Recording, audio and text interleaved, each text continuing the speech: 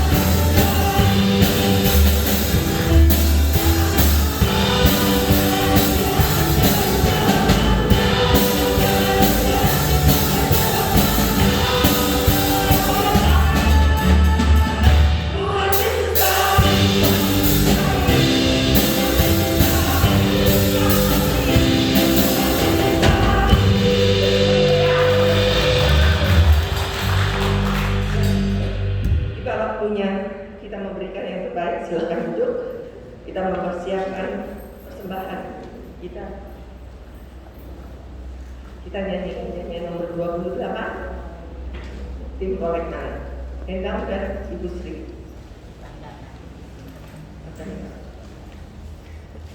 Ambil kolektor dan nyanyikan nyanyian nomor 428. Dimana sekarang keadaan kita berubah ya. Kondisi pandemi yang tidak menentu membuat kita mungkin ada kekurangan dalam pendapatan. Kita terus bersyukur. Kita memberi yang terbaik kepada Tuhan. Tuhan memberikan seberapa, kita memberikan yang terbaik untuk Tuhan. Kita nyanyikan 428. Nyanyilah bagi Tuhan suatu nyanyian syukur.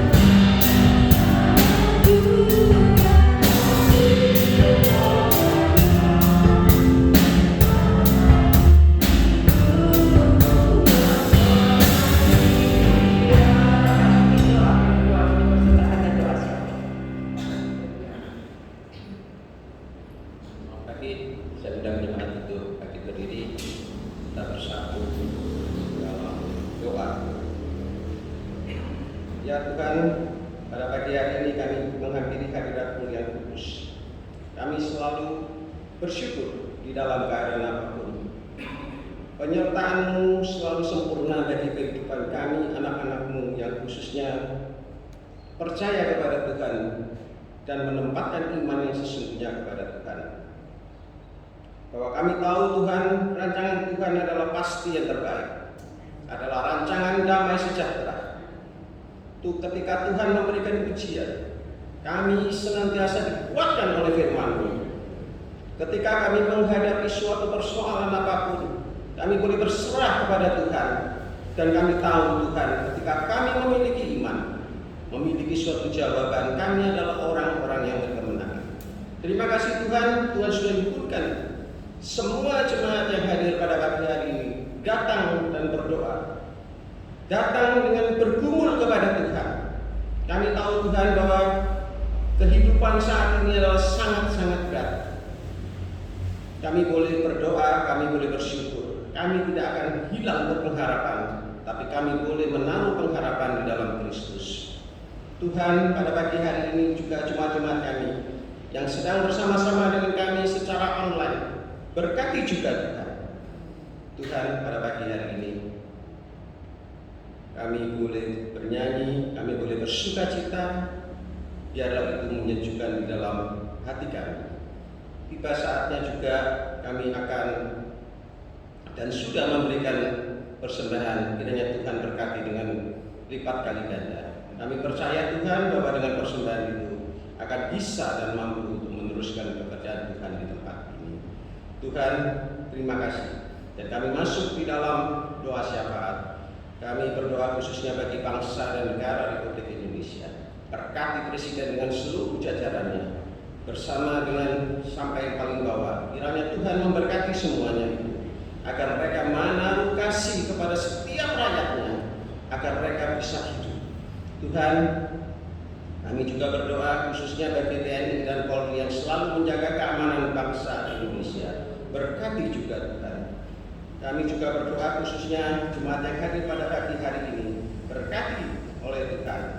Kami tahu Tuhan bahwa tidak gampang menjalani hidup ini dalam hari-hari yang akan datang. Kami oleh karena itu Tuhan, gereja kami tetap membuka untuk senantiasa kepada umat Tuhan bisa berdoa, bisa menaruh pengharapan di dalam Kristus. Oleh karena itu Tuhan, berkati offset pemimpin kami, berkati offset setempat. Kami percaya Tuhan, penyertaan Allah adalah sangat sempurna di dalam kehidupan kami masing-masing. Tuhan, tiba saatnya kami juga berdoa khususnya bagi ada jemaat yang dipanggil oleh Tuhan, Ibu Amir Basuki, dan ada satu lagi. Kami percaya Tuhan berikan roh penghiburan bagi keluarga yang ditinggalkan. Kami tahu bahwa di dalam kehidupan kami senantiasa kami boleh menaruh pengharapan di dalam Tuhan. Dan pada pagi hari ini tiba saatnya ketika firman Tuhan akan dibentangkan oleh hamba-Mu. Sucikan hati dan pikirannya. Biarlah setiap ucapan yang keluar menjadi berkat bagi jemaat yang hadir pada pagi hari ini dan yang ada di rumah. Kuatkan Tuhan melalui firman-Mu. Berjalan di dalam kehidupan kami keseharian, dan firman itu akan selalu berada di dalam hati kami dan mampu diterapkan di dalam keadaan apapun. Kami percaya Tuhan apabila masih ada roh-roh jahat, roh-roh yang tidak berkenan, kami patahkan di dalam nama Tuhan Yesus Kristus. Dan kiranya Tuhan berkuasa pada pagi hari ini. Lawatan Allah akan terjadi pada pagi hari, dan orang yang sedang bergumul, orang yang sedang menaruh pengharapan, berkati kiranya Tuhan. Dan ketika firman itu jatuh di dalam hati yang keras, lembutkanlah kiranya Tuhan, dan jadikan kami semua umat-umat Tuhan yang menaruh percaya kepada Tuhan ada keselamatan yang luar biasa. Terima kasih Tuhan, di dalam nama Tuhan Yesus kami sudah berdoa. Amin. Amin.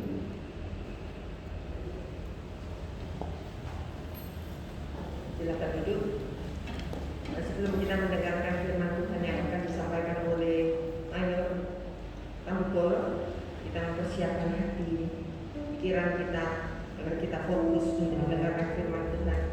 Kita merindukan setiap waktu untuk hidup dalam kebenaran Tuhan.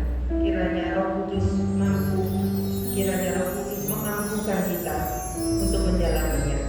Kita lemah, tetapi kita percaya bahwa ada Roh Kudus menolong kita yang memampukan kita untuk menjalani seturut dengan kehendak Tuhan. Kita nyanyikan satu pujian, Ku rindu setiap waktu.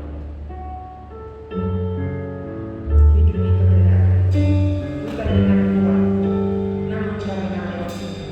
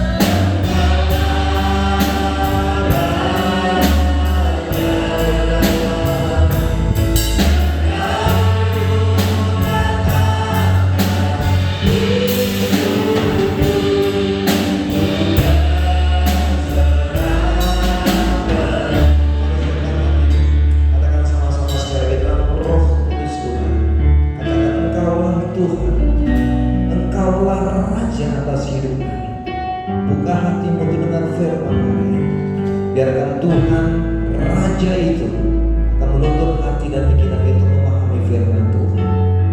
Dialah yang berdaulat atas hidup saudara saya pada hari ini. Mari sama-sama dengan kesungguhan hati katakan dengan sepenuh hati, Engkaulah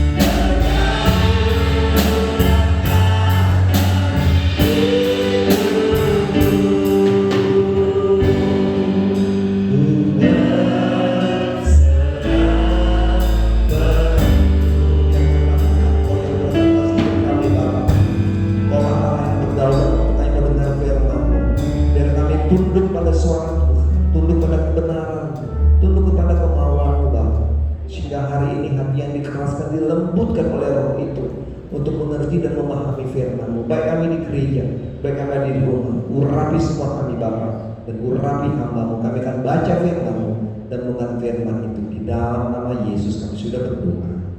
Haleluya, haleluya. Amin, amin. Silakan untuk saudara-saudara sekalian. Baik, mari kita lihat satu bacaan firman Tuhan dari Yesaya 40.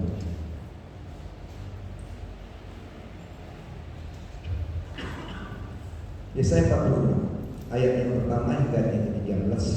Saya tidak akan baca semua ayat ini saudara-saudara sekalian, tapi kita akan melihat satu ayat dari ayat yang keempat. Ayat yang keempat ini ayat yang sudah sering kita baca. Biasanya dalam ibadah-ibadah lansia ini selalu dibacakan, bahkan dikorbankan. Waktu saya mau siapkan, saya pikir apakah saya harus korban untuk para lansia semua hari ini? Tidak juga gitu ya. Karena tidak juga ayat ini untuk para lansia, tapi kepada kita semua. Yesaya 40 ayat yang keempat dibilang gini, sampai masa tuamu aku tetap dia, dan sampai masa putih rambutmu aku menggendongkan. Aku telah melakukannya dan mau menanggung kamu terus. Aku mau memikul kamu dan menyelamatkan kamu. Sekarang kita tertarik kita bersama-sama, ya. Karena ini ayat menarik sekali. Ini ayat dari kita sekali. Coba kita sama-sama. 2, 3. Sampai masa tuamu aku, sampai masa putih rambutmu aku telah melakukannya dan mau melakukanmu terus. Aku mau memikul kamu dan menyelamatkan kamu. Kalau dari putih rambutnya ini kita agak sedikit baper ya. Ini baru putih rambut ini.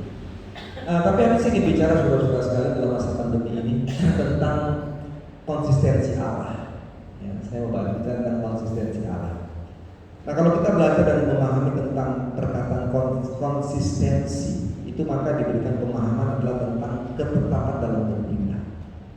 Kalau kita bicara konsistensi, bicara tentang ketetapan dalam bertindak, atau juga kata konsistensi juga adalah tentang sebuah sikap ketegasan yang berkelanjutan dan tidak berubah. Itu konsistensi. Nah, waktu kita bicara tentang konsistensi Allah, maka saudara-saudara sekalian ini bicara tentang ketetapan Allah dalam bertindak.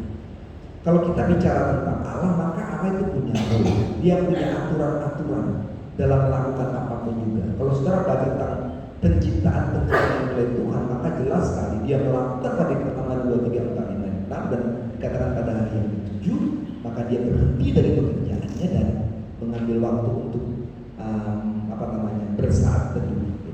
Artinya saudara-saudara sekalian, semua kalau kita baca firman Tuhan, maka dibicara tentang sebuah ketetapan Tuhan.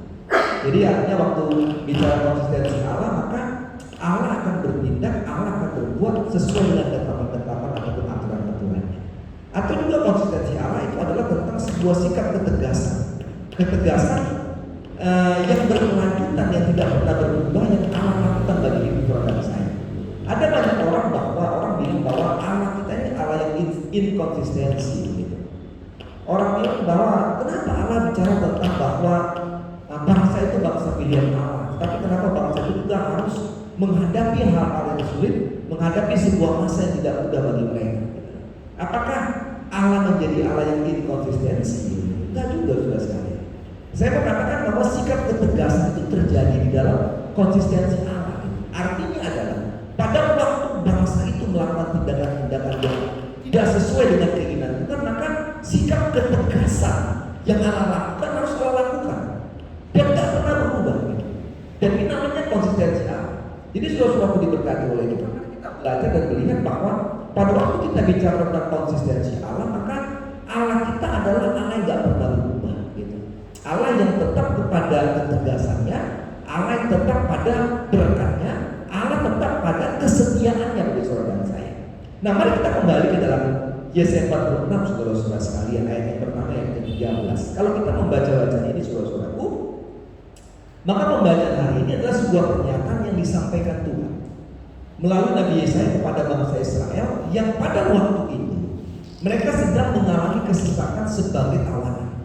Gak mudah, ya kan? Mengalami kesesakan, mengalami tantangan, mengalami hal-hal yang kurang menyenangkan pada waktu mereka sebagai tawanan. Saudara-saudara diberkati oleh Tuhan, kita belajar dan melihat bangsa ini, meskipun bangsa ini telah ditawan oleh bangsa lain akibat ketidaksetiaan mereka kepada Allah, namun ternyata saudara-saudara sekalian, bangsa ini tetap saja masih melakukan tindakan-tindakan yang di luar kemauan Tuhan. Artinya adalah pada waktu mereka sudah masuk dalam tawanan bangsa lain, bangsa ini tetap saja hidup di dalam kepercayaan kepada dewa-dewa. Mereka mengendong patung-patung dewa yang mereka sembah. Sekalipun mereka tahu bahwa dewa-dewa yang mereka sembah itu adalah dewa-dewa yang tidak bisa menyelamatkan mereka atau tidak bisa berbuat apa-apa kepada bangsa itu, saudara sekalian. Tetapi kepercayaan mereka untuk menyembah dewa itu terus berkelanjutan, saudara-saudara sekalian. Bahkan yang lebih menarik sekali, saudara-saudara, bahwa sebagai tawanan, maka saudara-saudara sekalian, mereka selalu mengangkat dewa-dewa itu, patung-patung itu dinaikkan ke kuda atau keledai pada waktu itu, saudara, dan diangkat lalu diletakkan dan waktu tiba turunkan sebagainya. Jadi mereka semacam orang yang mengangkat dewa itu naik dan turun untuk dibawa ke tempat penyembahan mereka. Nah, saudara-saudara diberkati oleh Tuhan, pada waktu itu Tuhan ingatkan bangsa itu bahwa kondisi-kondisi itu membuat hati Tuhan bersedih. Sehingga lewat Nabi Yesaya, saudara-saudaraku, Tuhan menyampaikan bahwa apa yang mereka lakukan dalam menyembah dewa-dewa itu adalah sebuah kesia-siaan. Sehingga kita lihat kalau saudara baca dalam Yesaya 46 ayat yang pertama dan seterusnya, saudara-saudara sekalian, kita belajar bagaimana bangsa itu masih tetap hidup dalam penyembahan dewa. Dewa Baal, ya kan? Dikatakan dewa Nebo. Ini dewa-dewa yang sangat luar biasa pada waktu itu. Dewa-dewa yang dikatakan dewa Baal adalah dewa tertinggi bangsa Babel pada waktu itu. Ada dewa Nebo yang disebut dengan dewa pengetahuan, ada disebut dengan dewa dewa yang bisa melihat astronomi, tulisan dan sebagainya. Artinya adalah pada waktu itu bangsa itu tidak lagi menjadi bangsa yang bergantung kepada Tuhan. Mereka lebih bergantung kepada apa yang mereka lihat, kepada patung-patung yang mereka sembah. Sehingga saudara-saudara sekalian, dalam kesesakan itu, maka Allah bicara bagi mereka bahwa dalam tawananmu pun, maka aku adalah Allah yang terus memperhatikan kamu. Aku adalah Allah yang terus menggendong kamu. Sehingga dalam Yesaya 46 ayat yang keempat, Tuhan bilang lewat Nabi Yesaya, Tuhan bilang kepada dia, sampaikan kepada bangsa itu, pada waktu mereka hidup penyembahan kepada dewa Baal, kepada dewa Nebo, maka itu semua kesia-siaan, gak ada gunanya. Tetapi dia kata pada keempat, ingatkan mereka bahwa sampai masa tua mereka, maka aku akan tetap Allah. Dan sampai masa putih rambutmu pun, maka Allah akan menggendong kamu. Allah tetap melakukannya dan mau menanggung kamu terus, mau memikul kamu dan menyelamatkan kamu. Nah, apa yang mau saya sampaikan kepada kita saudara-saudara pada hari ini? mungkin hari-hari ini kita juga berada dalam sebuah kesesakan. Kesesakan yang berbeda dengan kondisi bangsa pada waktu itu. Hari ini kita mengalami kesesakan karena kesesakan ekonomi misalnya, atau kesesakan di dalam kehidupan pekerjaan dan usaha. Mungkin juga kesesakan dalam kondisi-kondisi corona pada saat ini. Kita nggak tahu nih, PPKM nggak tahu. Lanjut atau nggak tahu ya? Lanjut ya? Belum tahu ya? Masih 2-3 hari lagi akan disampaikan apakah tidak lanjut. Orang bilang wah ini kalau lanjut ini bahaya nih. Kalau sampai akhir Juli ini PPKM, aduh kita ini susah nih. Ini kesesakan saudara sekalian. Kesesakan yang terjadi dalam hidup kita, dan kadang-kadang kesesakan ini membawa kita seperti bangsa itu gitu loh. Kesesakan itu membuat kita menjadi orang yang jauh dari Tuhan gitu. Kesesakan yang kita alami kadang-kadang membuat kita untuk menjadi orang yang tidak lagi melihat bahwa kita punya Tuhan yang sanggup menggendong kita dan menyertai kita gitu loh. Ya kan? Seperti bangsa ini. Kesesakan dalam tawanan bangsa lain membuat mereka merasa marah gitu. Marah, sehingga mereka tidak percaya kepada Tuhan dan lebih percaya kepada dewa-dewa itu. Tetapi hari ini kita mau belajar dari Yesaya 46 ayat ke-4 saudara-saudara sekalian. Apa makna bagian ini? Sehingga pada waktu kita membaca bagian ini sampai masa tua dan seterusnya, kita tidak hanya melihat bahwa oh ini ayat menarik, tapi kita nggak memahaminya. Mari kita sama-sama. Apa yang kita pelajari pertama saudara-saudara? Pada waktu Allah bicara tentang sampai masa tuamu tetap dia dan seterusnya, maka Yesaya 46 ayat 4 ini saudara-saudara memberikan pemahaman yang pertama bahwa saudara dan saya punya Allah yang tidak pernah berubah. Iya, kita punya Allah yang tidak pernah berubah. Kita bilang sampai masa tuamu, ya kan? Sampai masa tuamu aku tetap diam. Ya kan? Ini kan gak gampang saudara sekalian. Ya kan? Gak gampang.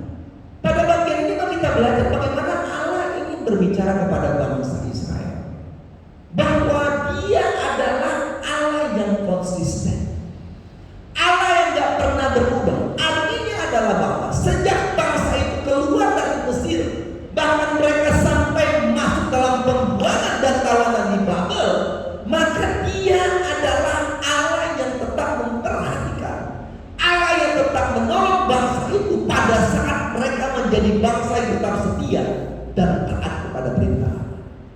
Ini yang menarik. Nah, apa yang kita pelajari saudara? Kita belajar dan melihat bahwa Allah yang saudara dan saya sembah adalah Allah yang konsisten. Saya kata sekali lagi. Artinya adalah Allah yang tidak pernah berubah atas hidup saudara dan saya. Allah yang tidak pernah berubah pada sebuah kesetiaannya atas hidup saudara dan saya. Tetapi yang terjadi yang saya katakan adalah bahwa yang berubah bukanlah Allah, yang sering terjadi berubah adalah kita. Ya kan? Kita yang berubah. Pengikutan kita kepada Tuhan tuh naik turun saudara sekalian.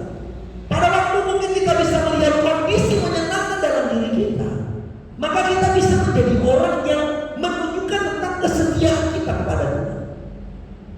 Tapi saya mau katakan dan kita bisa pikir bahwa pada waktu kita sedang menghadapi hal-hal yang kurang menyenangkan dalam diri kita, maka kita menjadi orang yang bisa berubah kepada Tuhan. Ya kan? Saya mau katakan bahwa corona ini pun banyak merubah apa juga, dan kadang-kadang terjadi merubah iman orang. Ya, kenapa? Ya tadi itu kekhawatiran yang begitu besar gitu. Ya kan, membuat membuat iman kita kadang-kadang kita mulai meragukan apakah Allah itu tetap setia nggak sama saya. Pada saat kondisi keuangan kita, kondisi ekonomi kita, usaha kita mulai runtuh, seolah-olah tidak ada lagi sesuatu yang bisa kita melihat tentang berkat yang Tuhan siapkan bagi kita. Kadang-kadang kita mulai berubah ikutan kepada Tuhan. Doa kita mulai berubah. Ya kan? Ibadah kita pun ya cukup kita letak ibadah ya seminggu sekali, tiap minggu ya, kadang-kadang sebulan 1 kali puji Tuhan gitu. Tapi mari kita belajar saudara-saudara, saat kita sedang menghadapi hal-hal yang mungkin menurut kita kurang baik, atau seperti bangsa di Babel, walaupun mungkin kadang kita saat ini dalam kondisi yang sulit sekalipun, tapi mari kita belajar bahwa kita punya Allah yang tidak berubah, Allah yang tetap setia kepada saudara dan saya,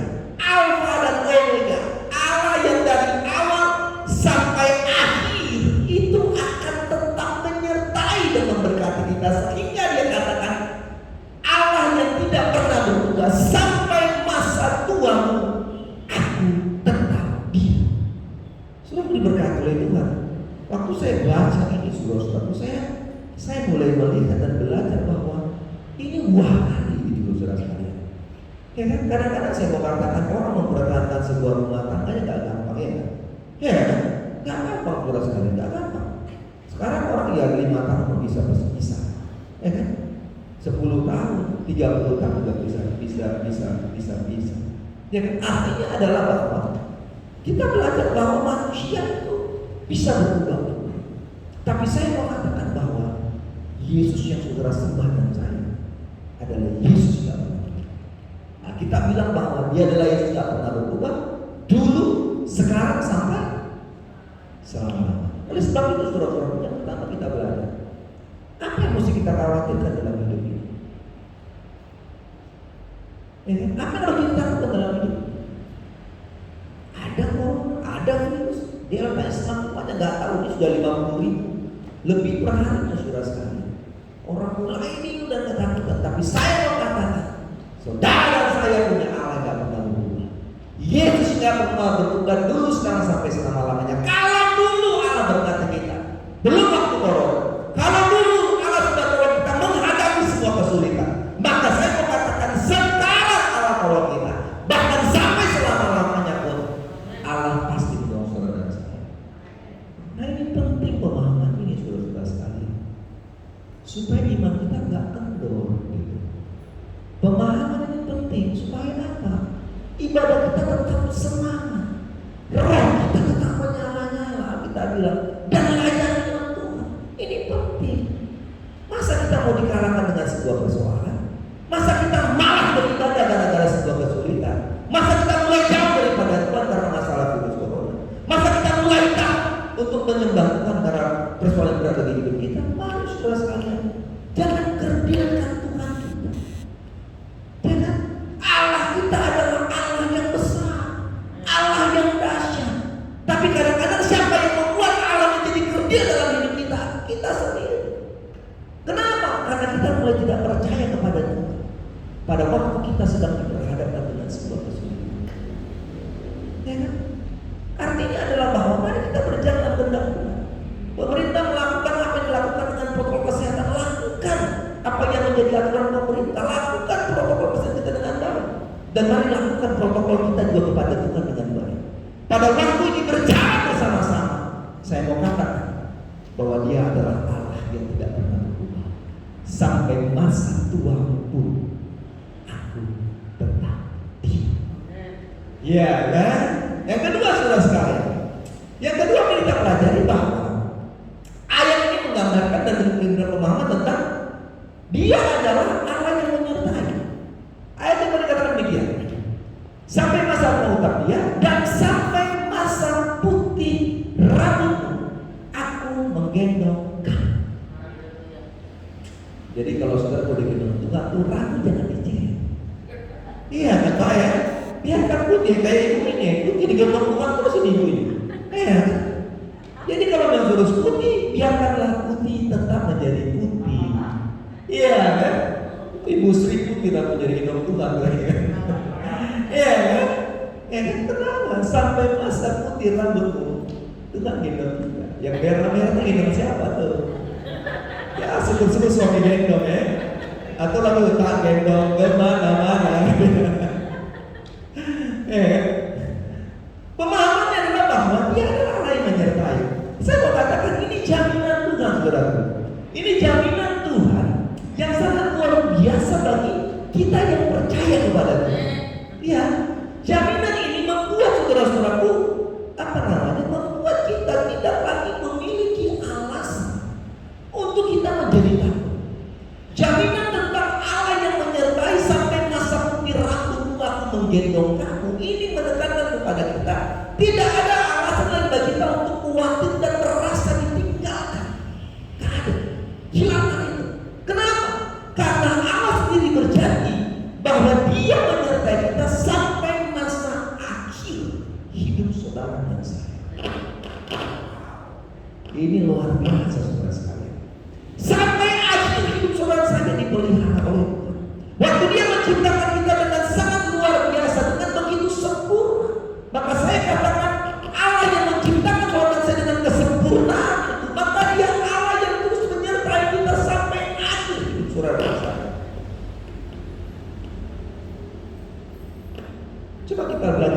kisah Yosua. Yosua disuruh menggantikan Musa, saudara-saudara sekalian. Maka kita belajar bagaimana Yosua itu sangat ketakutan.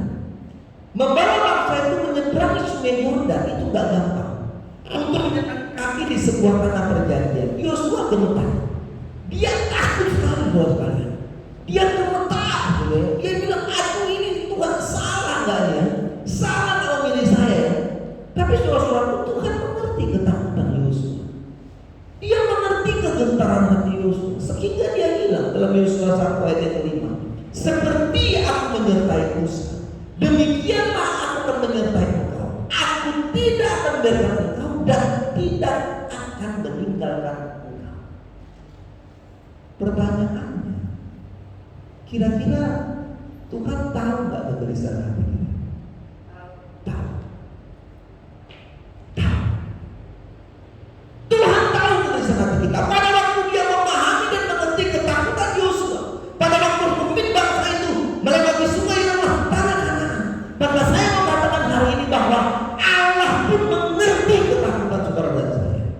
Allah mengerti kegelisahan hati kita, sehingga dia katakan, seperti aku menyertai kamu pada waktu-waktu yang dahulu, maka demikianlah aku akan terus menyertai engkau dan tidak akan membiarkan engkau, dan aku tidak akan meninggalkan engkau. Ini kan menjadi menarik, saudara sekalian. Jadi mari kita belajar bahwa sampai masa tua pun Allah menggendong kita. Jadi pemahaman ini, saudara-saudara sekalian, kata menggendong kepada kita bahwa mari kita memfokuskan pandangan kita hanya kepada Tuhan. Memfokuskan pandangan kita bukan kepada hal-hal yang lainnya. Memfokuskan pandangan kita bukan melihat masalah yang besar, bukan melihat virus Delta Corona yang begitu besar dan sebagainya, tapi fokuskanlah pandangan kita hanya kepada Tuhan, hanya kepada Yesus. Kenapa?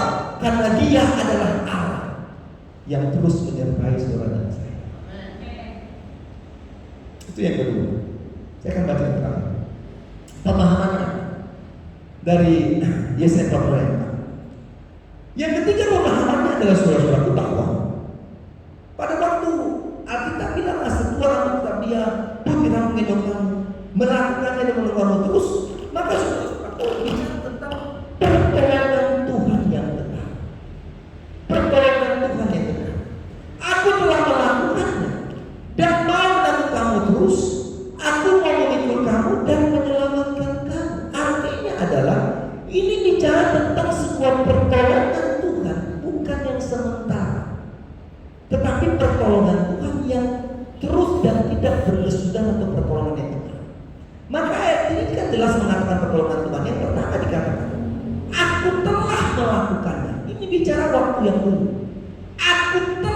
Tuhan telah melakukannya. Waktu dulu Allah telah melakukannya.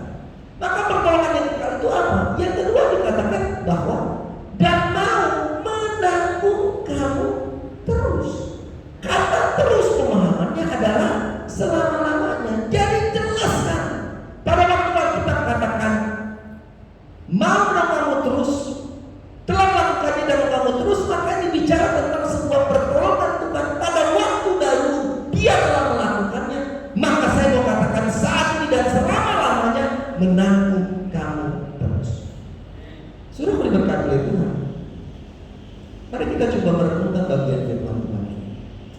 Bagian yang menyatakan bagaimana Tuhan berbuat, Tuhan bekerja, dan juga Tuhan bertindak bagi bangsa ini. Minggu lalu saya bicara Roma 8 ayat 28. Saya rasa nggak lupa, kalau sudah lupa bisa buka YouTube. Artinya saudara-saudara, kalau Allah sudah memulai pertolongannya atas bangsa itu dari tanah Mesir, maka pertolongan Tuhan tidak hanya berhenti sampai mereka masuk ke tanah Kanaan. Tetapi saya mau katakan ayat ini menggambarkan tentang bagaimana penyertaan Allah terus-menerus bagi bangsa ini. Kata menanggung, maka itu diberikan pemahaman support. Artinya saudara-saudaraku, sering kali kita merasa bahwa beban-beban dan pergumulan menekan kita, membuat kita menjadi lemah. Persoalan-persoalan membuat kita menjadi jatuh. Kita merasa bahwa kondisi ini menjadi terpuruk dan sulit rasanya untuk bangkit. Orang bilang ini susah bangkit, kondisi ini menjadi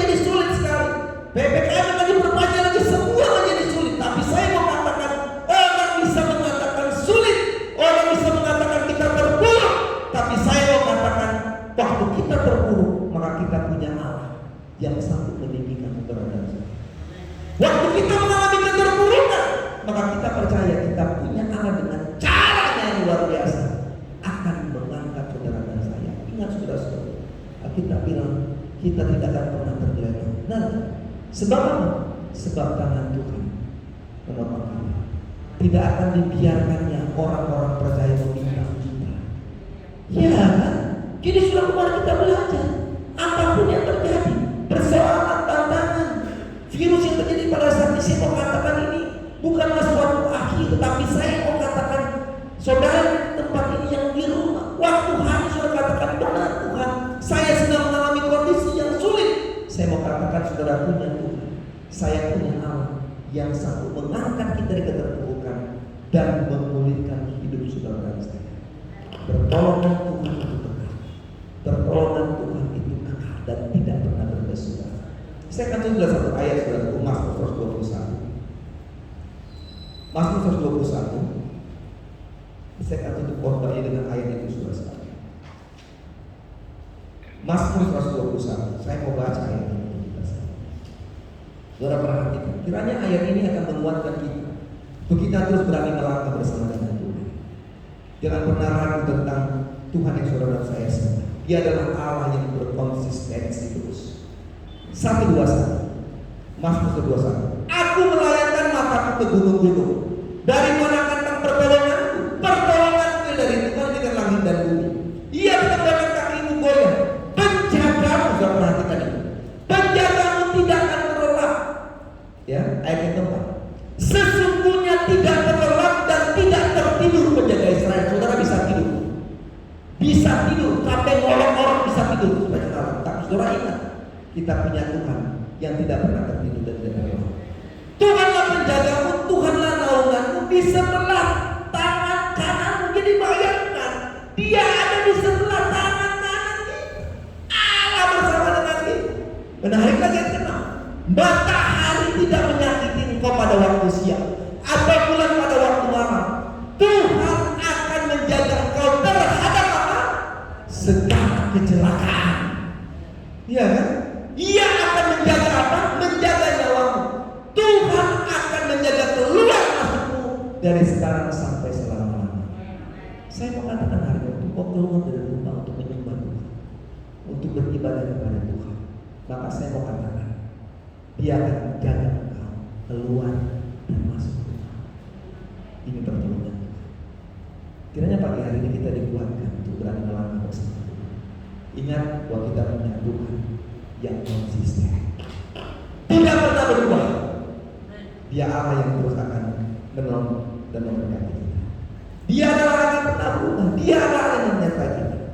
Dan Dia adalah Allah yang selalu memberikan pertolongan yang mengatas hidup kita. Saya harap membangkitkan iman kita, mendorong kita untuk selalu bangkit dalam sebuah keterpurukan. Kenapa? Karena kita punya Tuhan. Jangan seperti bangsa itu mencari kepada dewa-dewa lain, tapi carilah Tuhan, karena Tuhan yang bisa memberikan kita kekuatan. Kemanakah kami mencari, ya kan?